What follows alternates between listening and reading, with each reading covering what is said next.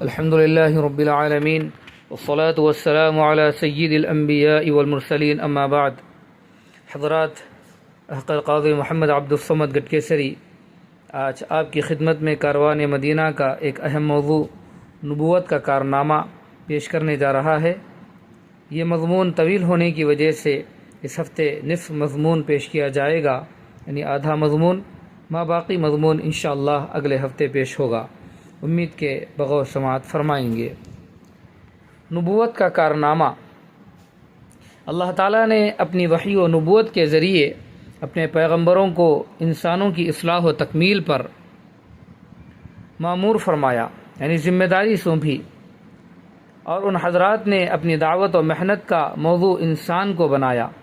انبیاء علیہم الصلاۃ والسلام کی بصیرت پر اللہ تعالیٰ نے یہ نقطہ فاش کیا، یعنی یہ نقطہ کھولا کہ اس دنیا کی قسمت اور اس کی آبادی و ویرانی کا فیصلہ انسان پر معلق ہے، یعنی انسان پر چھوڑ دیا ہے.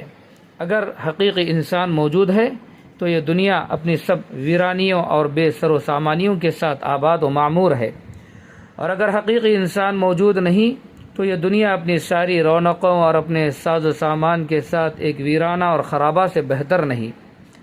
اس دنیا کی بدقسمتی آلات و وسائل کی کمی اور فقدان سے نہیں، بلکہ ان کے غلط استعمال سے ہے. دنیا کی پوری تاریخ شاہد ہے، اس بات پر گواہ ہے کہ اس کو انسان کی غلط اندیشی اور بے راہ روی نے تباہ کیا، برباد کیا.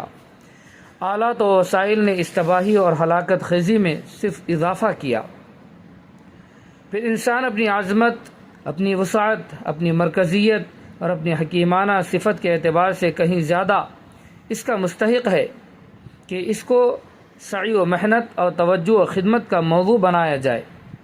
یہ کائنات بڑی پراسرار، بڑی پرعز عجائبات، بڑی حسین و جمیل، بڑی طویل و عریض ہے، لیکن انسان کی فطرت کے اسرار و عجائبات، اس کے مخفی خزانوں، چھپے ہوئے خزانوں اور دفینوں، اس کے قلب کی وسعتوں، یعنی اس کے دل کی وسعتوں، اس کے دماغ کی بلند پروازیوں، اس کی روح کی بے تابیوں اور گرمجوشیوں، اس کی غیر مختتم تمناؤں، یعنی نہ ختم ہونے والی تمناؤں اور نہ آسودہ حوصلوں، اور اس کی غیر محدود صلاحیتوں کے سامنے اس کی کوئی حقیقت نہیں. ایسی کئی دنیائیں اس کے قلب کی، اس کے دل کی وسعتوں میں، اور یہ سارے سمندر اس کے دل کی گہرائیوں میں گم ہو جائیں، پہاڑ اس کے یقین کا، آگ اس کی محبت کے سوز کا، سمندر اس کے قطرے اشک کا مقابلہ نہیں کر سکتے. اس کی حسن سیرت کے سامنے دنیا کا ہر حسن ماند ہے. اس کے عزم و ارادے کے آگے ہر طاقت سرنگوں ہے. اس انسان میں صحیح یقین، صحیح خواہش اور صحیح ملاقات اور اخلاق کا پیدا کرنا اور اس سے خلافت الہی کا کام لینا نبوت کا اصل کارنامہ ہے. ہر نبوت نے اپنے دور میں یہ کارنامہ انجام دیا، اور ایسے افراد تیار کیے جنہوں نے اس دنیا کو نئی زندگی بخشی، اور زندگی کو جو انسان کی خود فراموشی اور غلط اندیشی سے بے معنی ہو گئی تھی، بامعنی بنایا. نبوت کے ان کارناموں میں جو زندگی کی پیشانی پر درخشاں و تاباں ہیں، یعنی روشن ہیں، سب سے روشن کارنامہ محمد الرسول اللہ صلی اللہ علیہ وسلم کا کارنامہ ہے، جس کی سب سے زیادہ تفصیلات تاریخ میں محفوظ ہیں. مردم سازی و آدمگری کے اس کام میں اللہ تعالیٰ نے آپ صلی اللہ علیہ وسلم کو جو کامیابی عطا فرمائی وہ آج تک کسی انسان کو حاصل نہیں ہوئی. آپ صلی اللہ علیہ وسلم نے جس سطح سے، یعنی جس لیول سے تعمیر انسانیت کا، یعنی انسانیت کی تعمیر کا کام شروع کیا، اس سطح سے کسی پیغمبر اور کسی مصلح یعنی اصلاح کرنے والے اور کسی مربی یعنی تربیت کرنے والے کو شروع کرنے کی ضرورت کبھی پیش نہیں آئی تھی. یہ وہ سطح تھی، یہ وہ لیول تھا جہاں حیوانیت کی سرحد ختم ہوتی تھی اور انسانیت کی سرحد شروع ہوتی تھی. اور جس سطح پر آپ صلی اللہ علیہ وسلم نے اس کام کو پہنچایا، اس سطح تک بھی کبھی تعمیر انسانیت کا کام نہیں پہنچا تھا. جس طرح آپ صلی اللہ علیہ وسلم نے انسانیت کی انتہائی پستی سے کام شروع کیا، اسی طرح انسانیت کی آخری بلندی تک اس کام کو پہنچایا۔ آپ صلی اللہ علیہ وسلم کے تیار کیے ہوئے افراد میں ایک ایک نبوت کا شاہکار ہے اور نوع انسانی کے شرف و افتخار کا باعث۔ انسانیت کے مرقع میں بلکہ اس پوری کائنات میں پیغمبروں کو چھوڑ کر اس سے زیادہ حسین و جمیل، اس سے زیادہ دلکش و دل آویز تصویر نہیں ملتی جو ان کی زندگی میں نظر آتی ہے۔ ان کا پختہ یقین، ان کا گہرا علم، ان کا سچا دل، ان کی بے تکلف زندگی، ان کی بے نفسی و خدا ترسی، ان کی پاک بازی و پاکیزگی، ان کی شفقت و رأفت اور ان کی شجاعت و جلادت و بہادری، ان کا ذوق عبادت اور ان کا شوق شہادت، ان کی شہسواری اور ان کی شب زندہ داری، ان کا سیم و زر سے بے پرواہی اور ان کی دنیا سے بے رغبتی، ان کا عدل و انصاف اور ان کا حسن انتظام دنیا کی تاریخ میں اپنی نظیر، اپنی مثال نہیں رکھتا۔ نبوت کا کارنامہ یہ ہے کہ اس نے انسانی افراد تیار کیے۔ نبوت کا کارنامہ یہ ہے کہ اس نے انسانی افراد تیار کیے۔ ان میں سے ایک ایک فرد ایسا تھا جو اگر تاریخ شہادت پیش نہ کرتی اور دنیا اس کی تصدیق نہ کرتی تو ایک شاعرانہ تخیل اور ایک فردی افسانہ معلوم ہوتا، لیکن وہ تاریخ کی ایک حقیقت ہے۔ وہ ایک ایسا انسانی وجود تھا جس میں نبوت کے اعجاز نے متضاد اوصاف و کمالات پیدا کر دیے تھے۔ کسی نے کیا خوب کہا، خاکی و نوری نہاد بندے مولا صفات، ہر دو جہاں سے غنی اس کا دل بے نیاز، اس کی امیدیں قلیل اس کے مقاصد جلیل، اس کی ادا دل فریب اس کی نگاہ دل نواز، نرم دمے گفتگو گرم دمے جستجو، رزم ہو یا بزم ہو پاک دل و پاک باز، اس کے زمانے عجیب اس کے فسانے غریب، عہد کہن کو دیا اس نے پیام رحیل، ساقی ارباب ذوق فارس میدان شوق، بادہ ہے اس کا رحیق تیغ ہے اس کی اصیل۔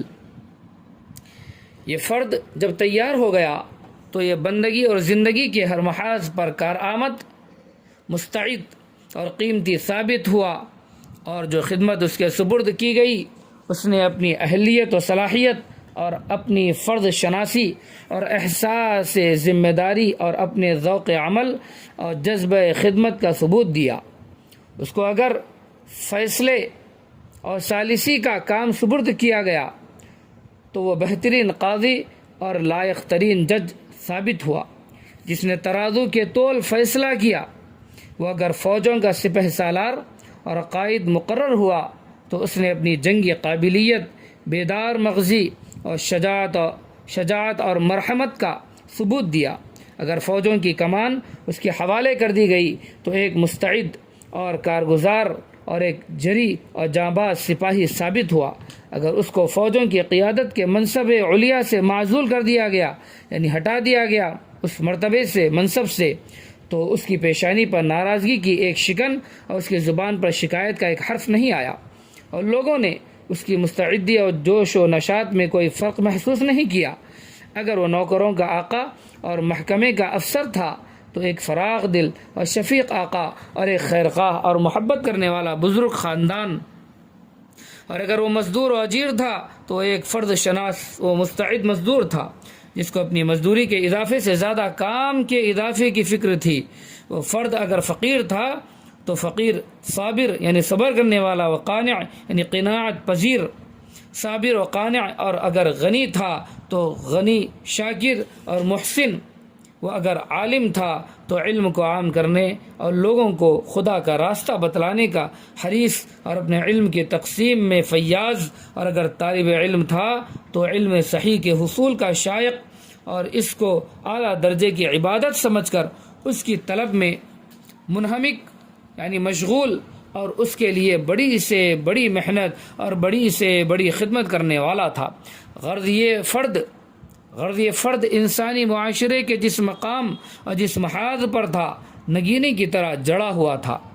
دنیا کی سب سے زیادہ نازک اور خطرناک ذمہ داری حکومت جب اس کے سپرد ہوئی تو اس نے زہد و فقر اور ایثار و قربانی اور جفاکشی و سادگی کا ایسا نمونہ پیش کیا کہ دنیا محض حیرت رہ گئی اور ابھی تک اس کے تحیر میں کوئی کمی نہیں۔ آئیے ہمارے ساتھ خلافت راشدہ کے ان واقعات کو پڑھ لیجئے۔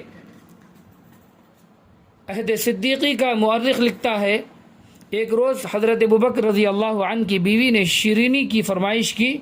جواب دیا کہ میرے پاس کچھ نہیں۔ انہوں نے کہا کہ اجازت ہو تو میں خرچ روزمرہ میں سے کچھ دام بچا کر جمع کر لوں۔ فرمایا جمع کرو۔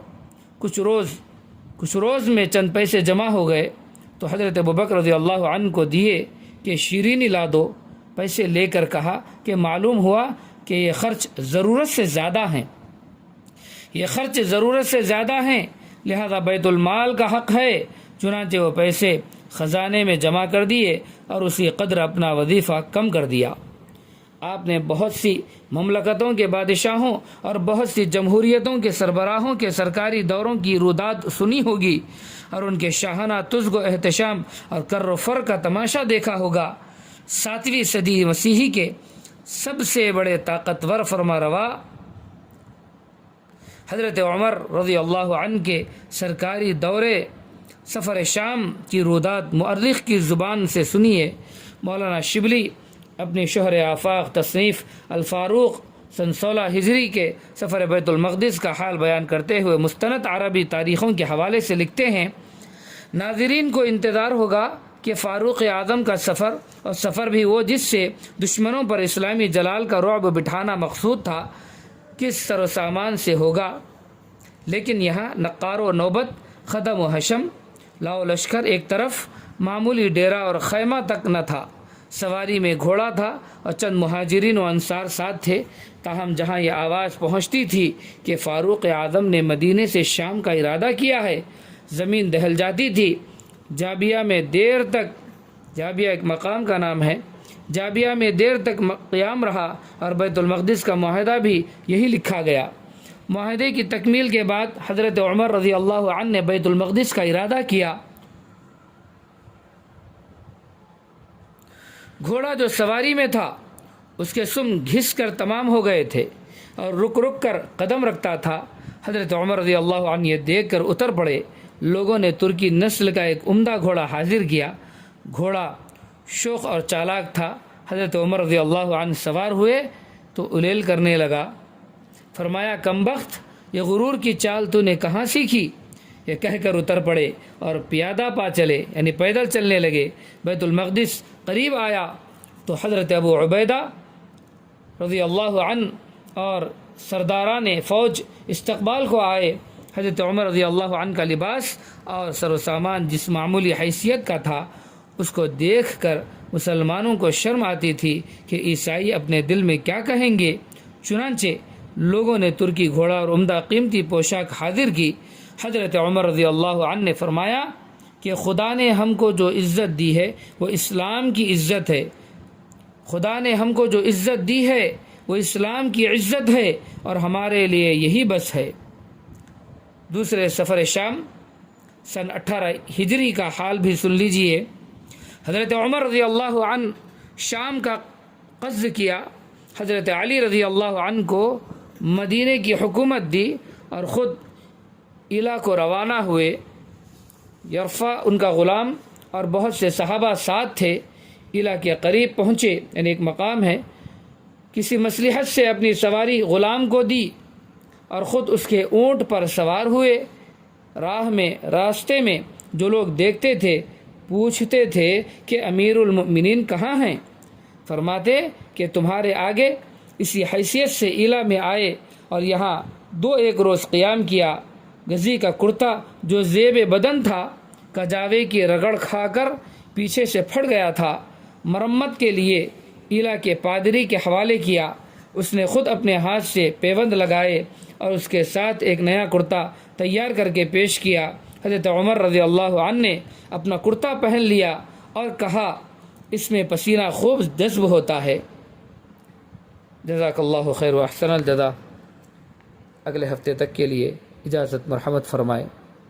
جزاکم اللہ خیر و احسن الجزا۔